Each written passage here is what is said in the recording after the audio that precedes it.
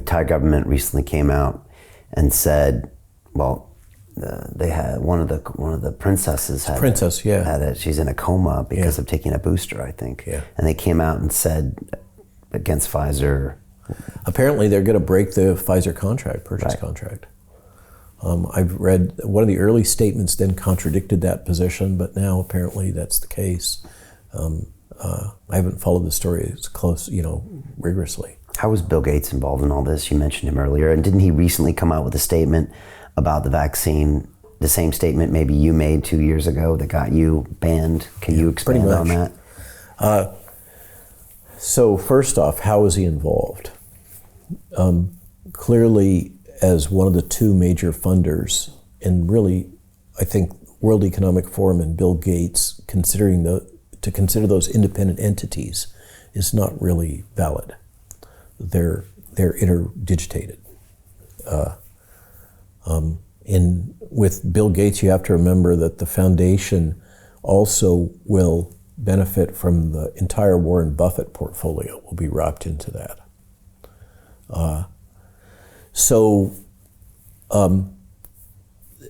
My understanding is that, and I've worked for a Bill and Melinda Gates funded organization, the ARIS Global TB Vaccine Foundation. I used to consult for PATH periodically, which is like their mothership organization in Seattle, nonprofit. So Gates appears to deploy this venture philanthropy kind of strategy, or some people call it pathophilanthropy. There's a variety of terms in which he gets the benefit of the public relations around philanthropic good works, while simultaneously exploiting the information that's coming through his nonprofit ventures to support investment portfolio decisions. And there's a clip of him at Keystone, I think, in the snow, where he's bragging about this and bragging about the 20-fold return on investment that he's made. He made major investments in the RNA platform technology companies early on. So a providential foreshadowing of the future.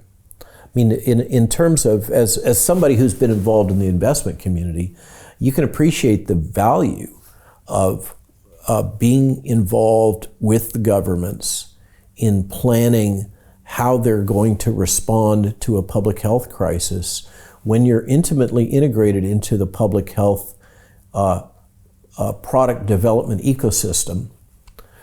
So you are, it's akin to the Pelosi family's investments, I guess one could say, former Speaker of the House in the United States, that has made enormous amounts of money through Wall Street trading by essentially protected insider trading activities that they cannot be held accountable for because of their political status.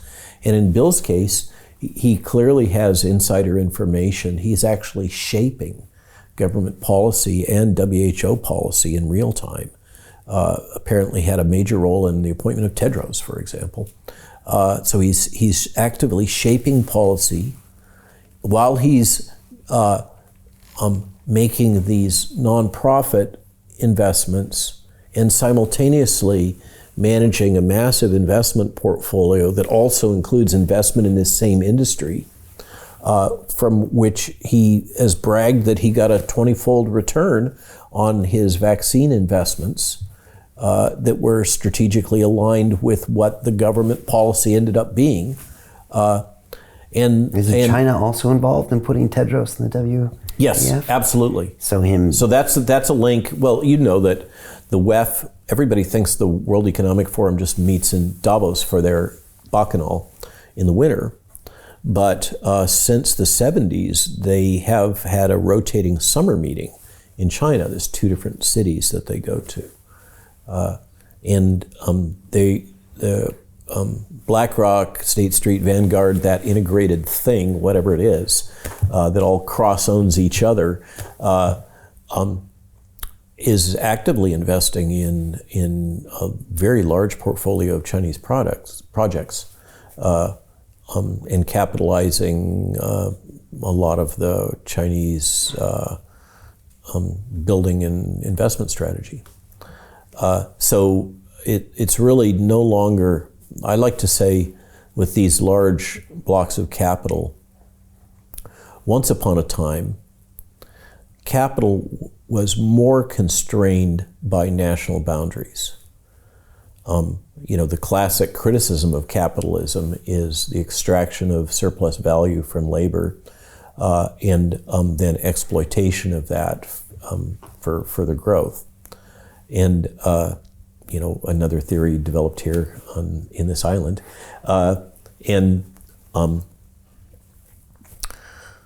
that's obsolete.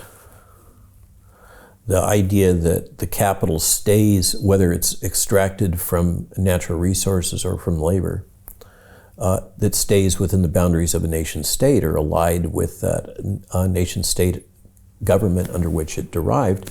Capital now exists in a free-floating way, in a transnational way, and as you know, I'm teaching, you know more about economics than I do, it moves globally, seeking return on investment. It has no morality. It has no ties to the objectives of a nation state or its culture.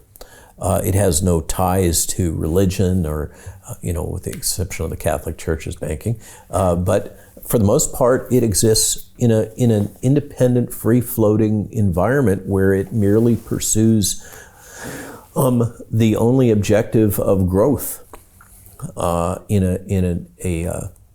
a relatively apolitical, amoral way.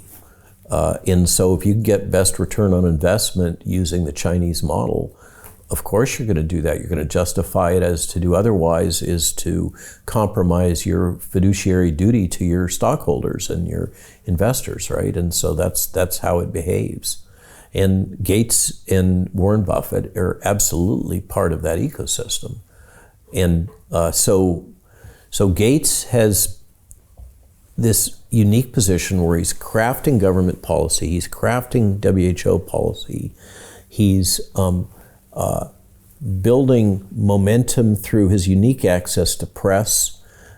He has actively funded the development of a new school of journalism in the sense of a new logic of journalism called advocacy journalism. This is another one of the stories I broke, as I hunted down, and I think you can't even find those web pages anymore, where the Gates Foundation has listed their philanthropic activities.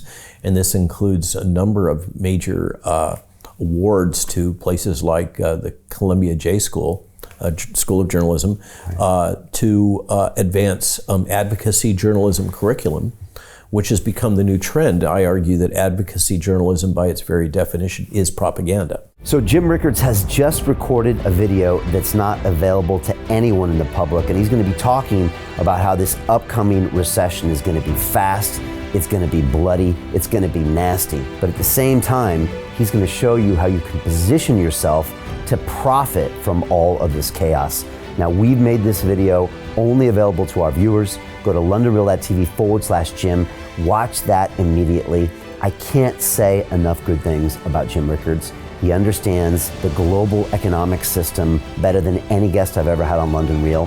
His predictions are almost uncannily true, and you can learn how to profit from his vision, from his expertise, and his understanding of economics. So go to londonreal.tv/Jim or click the link below. It's an excellent, excellent look on what's going to happen in the future and how you can position yourself to profit from that. Jim is one of the best in the business, one of my favorite guests on London Real, and he's very, very good at predicting the future and showing us all to profit from it. So click the link, and I hope you enjoy.